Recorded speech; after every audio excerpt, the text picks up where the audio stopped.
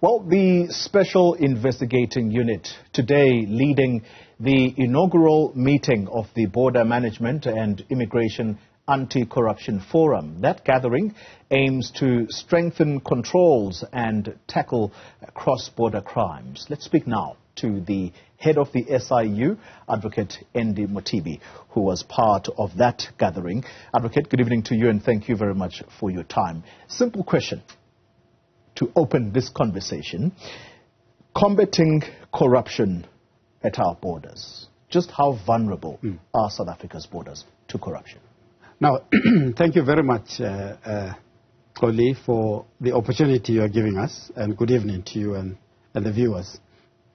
In our assessment, we have found that there is a measure of corruption at our borders.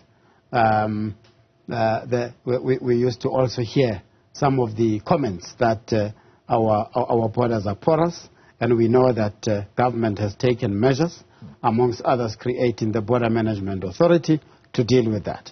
Now, from the corruption perspective, we have really realized that working together with the Border Management Authority, the DG, Director General of Home Affairs, we should then really consider measures that would, as the Border Management Authority works towards curbing illegal immigration or any illicit movement of goods into the country, we should ensure that we really support them in ensuring that we mitigate corruption activities at the borders. Because most of the access, either of goods or individuals, our assessment that we have done as the Anti-Corruption Task Team, now the National Priority Committee, we've found that most of those are really facilitated through corrupt means. Yeah. So we would like to ensure that we cap that and mitigate the corruption so that our borders are really open to those who go through legally. The involvement of officials, Home Affairs officials, that goes without saying, Advocate. And so how soon can that work start? Because that's probably where you are going to uncover a lot of corruption. Right. Now, thank you for that question. In fact, this work that we are doing, amongst others, it's a sequel of what the Minister of Home Affairs has actually commissioned in terms of some of the investigations that were done internally. And they uncovered a number of irregular activities around visas, around permits. You would also recall that there was also a bust that was done by the Home Affairs, of course, with the police, and the minister was there, I think around Westland, where a whole number of foreign nationals were found that were really facilitated through irregular and corrupt means by some of the officials. And I say some because it's not every official that's really facilitating on a corrupt means through these processes, but those that are facilitating this through corrupt means are obviously corrupting the system. So through the process that was done, commissioned by the minister, we were involved as SIU, and that led to the proclamation that the president signed and was published in February, R154, that's the number of the proclamation, R154 of 2024. Yeah. And that proclamation authorizes SIU to investigate any irregularity or any corruption relating to the issue of visas, permits, and all other related Home Affairs documentation. Yeah. So we look forward to that work. In fact, it has started. That work has started in earnest.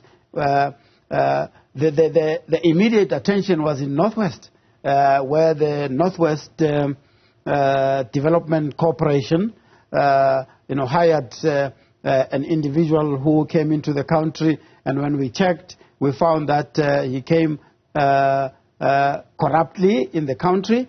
The investigation is still ongoing. I got a brief yesterday that it's almost nearing completion, but of course you would know that Home Affairs has also done some investigation, including the Northwest government, which we are pleased with, and that person is no longer employed there, but we are continuing to ensure that we pick up any of the irregularities that he would have conducted resulting with him being in the country and being irregularly appointed at the Northwest Development Corporation. Well, hopefully you can give us an update as to whether that individual remains in South Africa, given that it does seem that he would have come here through false pretenses. But while you answer that question, combating corruption, yes, cannot be South Africa's duty alone. How are fellow African states helping in this process? No, thank you. Thank you for that question. In fact, in line with our national anti-corruption strategy, we have taken a view, as government, that to fight corruption in any sector, we have taken a sector approach in the fight against corruption. Health sector, the President launched the Health Sector Anti-Corruption Forum in 2019.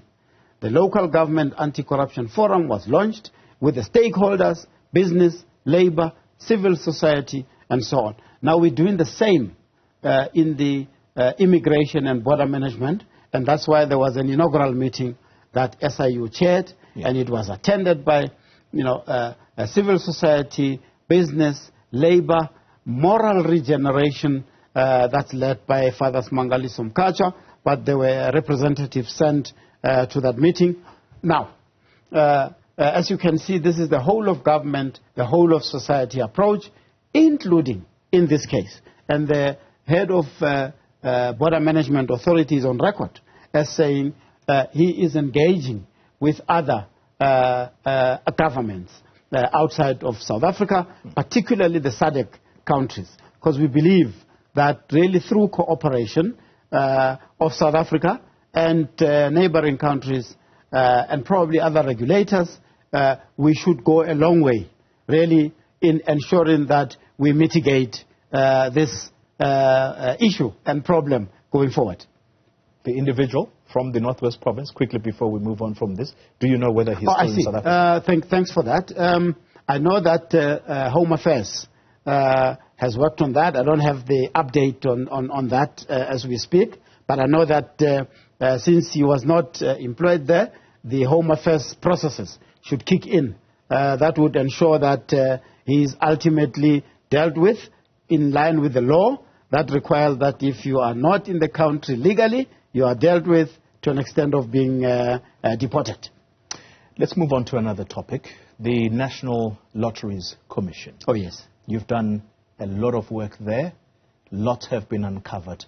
In total, how much would you say has been uncovered through your investigations?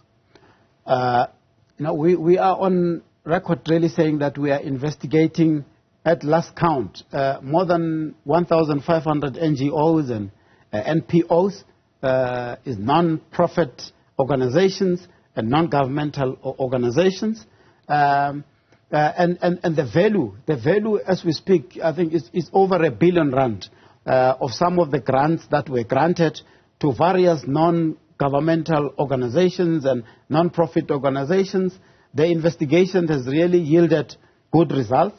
You would know that in the few days that's passed, the latest development is that we were auctioning I think it's a lodge somewhere in Mpumalanga. That lodge was involved and purchased as a result of corruptly acquired lotto funds, and the investigations uncovered the evidence pointing to that. So Xoli, we really are heartened that the investigation is as effective as that, because it is responding to the need of those really who should legally benefit from the lottery monies. so that ultimately, if it was meant to benefit the disabled, that money should go there. If it was meant really to create shelter for those who need shelter, that money should go there. And those that are involved in perpetrating these acts of corruption should face the might of the law. We will take the assets and make sure that we freeze and recover, pay them back to Lotto, but the criminal process should also take its course and ensure that they are prosecuted at the end. We would like to clean up, and we are really pleased that the board of NLC, and we are in perpetual contact with the commissioner. Yeah. They are all intended on ensuring that they clean up. Two quick questions, Commissioner. Because of time, I'm going to club them as well. Right. Takatso SAA deal. Yes. Are you involved yet? Because Parliament wants to get you involved. Right. Thanks for that question. We know that Parliament, particularly the Portfolio Committee on Public Enterprises, would like to ultimately refer the matter to the Special Investigating Unit. This is really not the first time that the matter has been raised. It was raised with us before, and in fact, as we also presented at SCOPA, the matter was raised.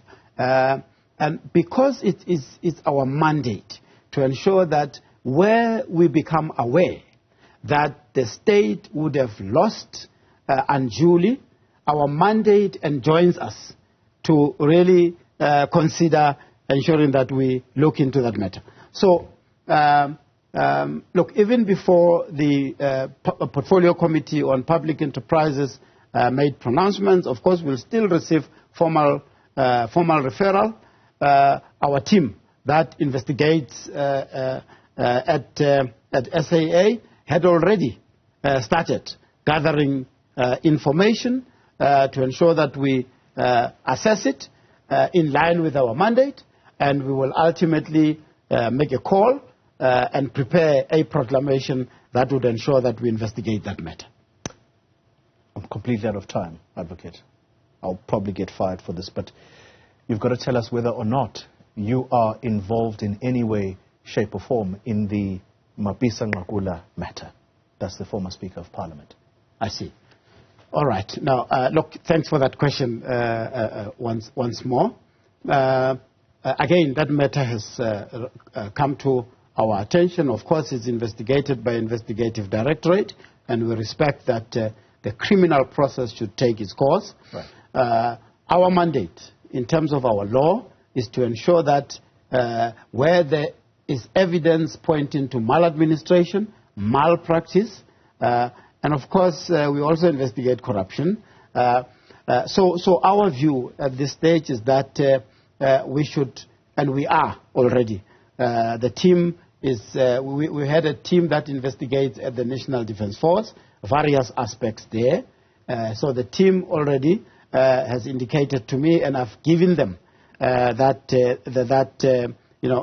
leeway to do that, so that we look at the opportunities to recover any money that the state would have lost, either through the procurement process or any other means. So we are looking at that. Advocate Mothibi, thank you very much for your time. Thank you very much, Xoli. We appreciate the opportunity. Thanks.